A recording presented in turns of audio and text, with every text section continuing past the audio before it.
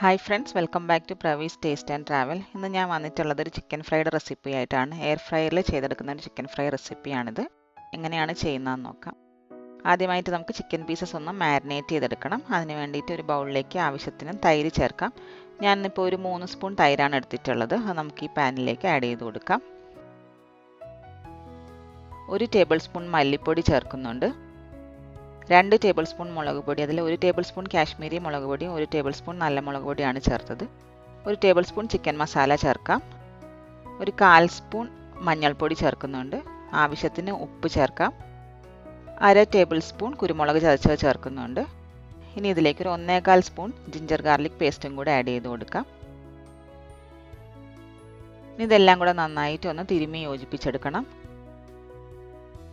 എരിവിനനുസരിച്ചിട്ട് എടുക്കുന്ന ചിക്കൻ്റെ അളവിനനുസരിച്ചിട്ടൊക്കെ പൊടി കൂട്ടിയോ കുറച്ചൊക്കെ ചേർത്ത് കൊടുക്കാവുന്നതാണ്. ഇപ്പോൾ ഇതാ നന്നായിട്ട് ഇതൊന്ന് മിക്സ് ചെയ്തെടുത്തിട്ടുണ്ട്. ഇനി ഇതിലേക്ക് നമുക്ക് കഴുകി വൃത്തിയാക്കി വെച്ചിരിക്കുന്ന ചിക്കൻ പീസസ് ആഡ് ചെയ്യാം. ഞാനിപ്പോൾ ലെഗ് പീസാണ് എടുത്തിരിക്കുന്നത്. അപ്പോൾ എടുത്ത് വെച്ചിരിക്കുന്ന ലെഗ് പീസ് എല്ലാം തന്നെ ആഡ് ചെയ്ത് കൊടുത്തിട്ടുണ്ട്. ഇനി നന്നായിട്ടൊന്ന് മിക്സ് ചെയ്ത് എടുക്കണം. ഈ മസാലയൊക്കെ പീസസിലൊക്കെ നന്നായിട്ടൊന്ന് കോട്ട് ചെയ്ത് കിട്ടണം. നന്നായിട്ടൊന്ന് മാരിനേറ്റ് ചെയ്തെടുത്തിട്ടുണ്ട്. ഇനി നമുക്കിതൊന്ന് അടച്ച് ഒരു 20-30 മിനിറ്റിലേക്ക് മാറ്റി വയ്ക്കാം. മസാലയൊക്കെ നന്നായിട്ടൊന്ന് പിടിച്ച് കിട്ടണം. 30 മിനിറ്റിന് ശേഷം നമുക്കിത് എയർ ഫ്രയറിലേക്ക് ആഡ് ചെയ്ത് കൊടുക്കാം.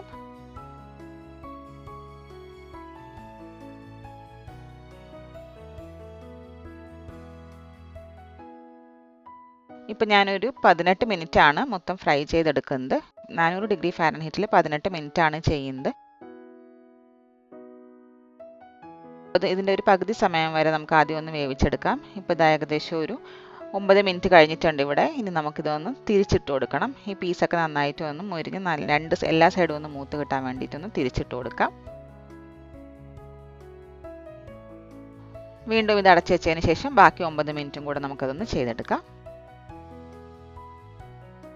ചിക്കൻ ഫ്രൈ ആയി കിട്ടുന്ന നേരം കൊണ്ട് നമുക്കിനി ഒരു മസാല റെഡിയാക്കാം. അതിന് വേണ്ടിയിട്ട് ഒരു 13 ചെറിയ ഉള്ളി, അതേപോലെ ഒരു ചെറിയ കഷ്ണം ഇഞ്ചി, 4 അല്ലി വെളുത്തുള്ളി, ഒരു 1.5 ടേബിൾ സ്പൂൺ പെരിഞ്ജീരകം, ഇത്രയാണ് എടുത്തിട്ടുള്ളത്. ഇനി ഇതൊന്ന് ചതച്ചെടുക്കണം.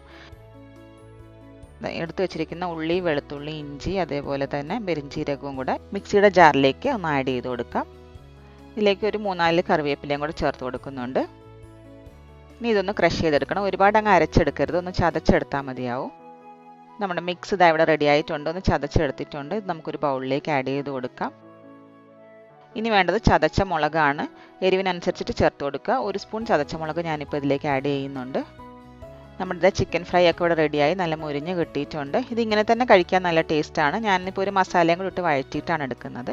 അതിന് വേണ്ടിയിട്ട് നമുക്ക് പാനിലേക്ക് 1 ടേബിൾ സ്പൂൺ വെളിച്ചെണ്ണ ഒഴിച്ചു കൊടുക്കാം. വെളിച്ചെണ്ണ ചൂടായി വന്ന സമയത്ത് നമ്മൾ നേരത്തെ ചതച്ച് വെച്ചിരുന്ന മസാലയും കറിവേപ്പിലയും കൂടെ ചേർത്ത് നന്നായിട്ടൊന്ന് വഴറ്റിയെടുക്കുക. ഈ മസാലയ്ക്ക് വേണ്ടിയിട്ട് 1 നുള്ളു ഉപ്പും കൂടെ ചേർത്ത് കൊടുക്കുന്നുണ്ട്. അതിനുശേഷം നന്നായിട്ടൊന്ന് മൂപ്പിച്ചെടുക്കണം. കളറൊക്കെ ഒന്ന് മാറി വരണം. നന്നായിട്ട് ഈ മസാല മുരിഞ്ഞ് വരണം. മസാല മുരിഞ്ഞ് വന്ന സമയത്ത് നമുക്ക് വറുത്ത് വെച്ചിരിക്കുന്ന ചിക്കൻ ലെഗ് പീസ് ഇതിനകത്തേക്ക് ആഡ് ചെയ്ത് കൊടുക്കാം. ഇനി നന്നായിട്ടൊന്ന് മിക്സ് ചെയ്തെടുക്കുക. ഈ മസാലയൊക്കെ ഇതിൽ നല്ലതുപോലെ ഒന്ന് കോട്ട് ചെയ്ത് പിടിച്ച് കിട്ടണം. ഇങ്ങനെ പിടിച്ച് കിട്ടുന്നില്ല എന്നുണ്ടെങ്കിൽ ഒരു 1/2 സ്പൂണും കൂടെ എണ്ണ ചേർത്തിട്ട് നന്നായിട്ടൊന്ന് മൊരിയിച്ചെടുക്കുക. ഇപ്പോൾ എനിക്ക് മസാലയൊക്കെ നന്നായിട്ട് പിടിച്ച് റെഡിയായി കിട്ടിയിട്ടുണ്ട്. ഇത്രയും മതിയാവും. നമുക്ക് ഗ്യാസ് ഓഫ് ചെയ്തിട്ട് ഇതൊരു സെർവിങ് ബൗളിലേക്ക് മാറ്റാം.